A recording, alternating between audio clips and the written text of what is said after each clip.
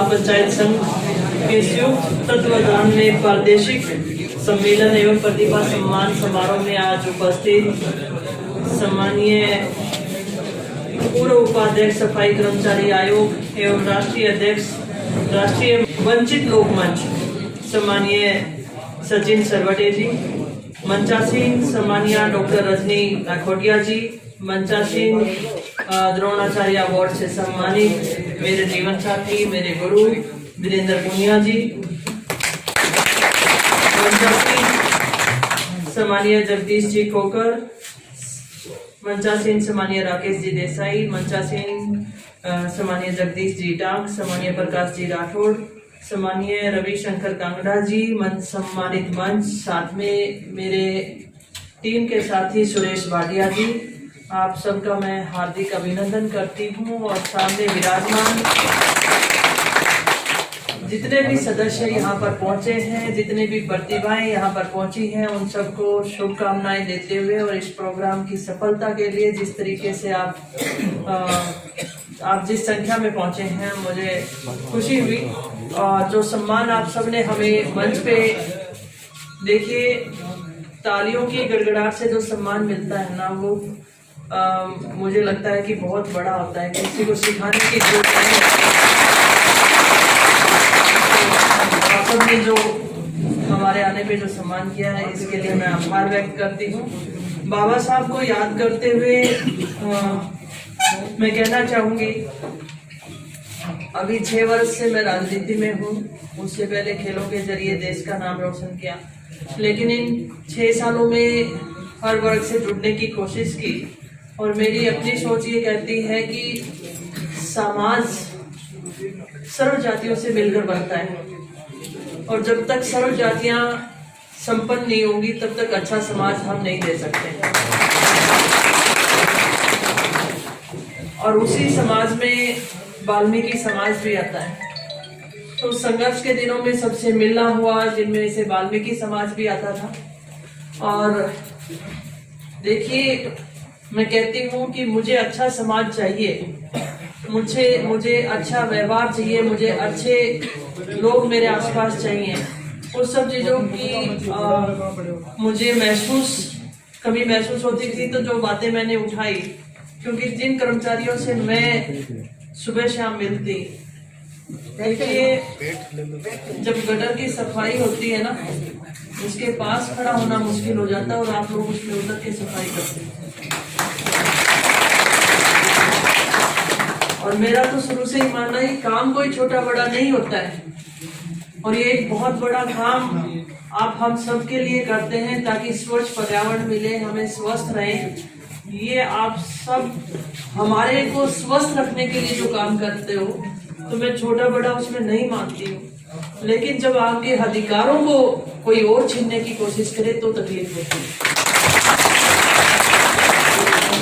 ऐसे ही हम विधानसभा की जब ये आवाज मैंने उठाई थी विधानसभा में आप सबके लिए, तो कुछ दिन बाद कुछ लोग बैठे थे, जिसमें मैं सर्व समाज ही कहना चाहूंगी, क्योंकि किसी एक जाति विशेष का नाम लेना अच्छा नहीं होता। तो कहा कि आपने वाल्मीकि समाज की बात विधानसभा में उठाकर दूसरी जातियों के लिए मुश्किल पैदा की। वहां पे मेरा यही कहना था, अगर आप आरक्षण का लाभ उठाना चाहते हैं तो गटर में भी उतरना सीखिए।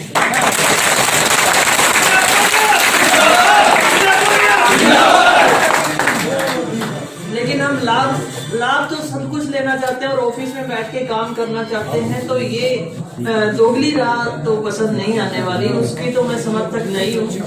और मेरे साथी यहाँ पर राजगढ़ से भी मेरे साथ पधारे हो, तो या कोई अपने बीच में भी कोई राजगढ़ से बैठा हो, तो जब वहाँ पर पिछले बीजेपी के राज के दौरान जिन भी नौकरियों के ऊपर हमारा अधिकार था, वहां पर सभी जातियों को लिया गया। और तकलीफ उस बात की थी कि उसमें ऑफिस में बैठ के काम कर रहे हैं, सफाई का काम के लिए जो नौकरी पे आए थे, तो हमने यही किया कि नहीं, जिस भी कर्मचारी का जो काम है वो करे, भेदभाव नहीं होना चाहिए। और राजगढ़ में आज हर कर्मचारी ऑफिस से निकालकर जो ऑफिस का काम है वो ऑफिस में करे।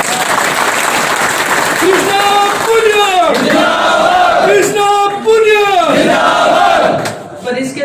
साथ मैं सम्मानीय मुख्यमंत्री जी का भी धन्यवाद देती हूँ।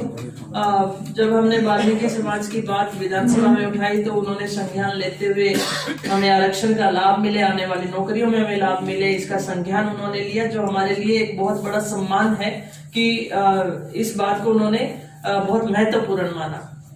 साथ में मैं ये जरूर कहना चाहूंगी कि समाज जैसे जैसे बढ़ रहा है, हमारी आर्थिक स्थिति मजबूत होनी चाहिए, और जैसे जैसे परिवर्तन आता जाएगा, विकास होता जाएगा, मशीनरीज भी बढ़ती जाएंगी, तो इसमें हमें जरूरत है शिक्षा की।